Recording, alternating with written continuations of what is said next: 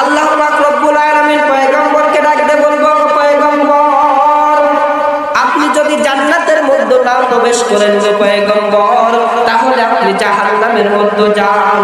জাহান্নামের মধ্যে যাওয়ার পর আপনার গুনাহগার বান্দা যারা জাহান্নামে আছে তাদেরকে জাহান্নাম থেকে বাছাই করে করে করে করে যাদের অন্তরের মধ্যে সরষের দানা পরিমাণ ঈমান আছে তাদেরকে আপনি নিজে হাতে জান্নাতের মধ্যে প্রবেশ করায় দেন। সুবহানাল্লাহ।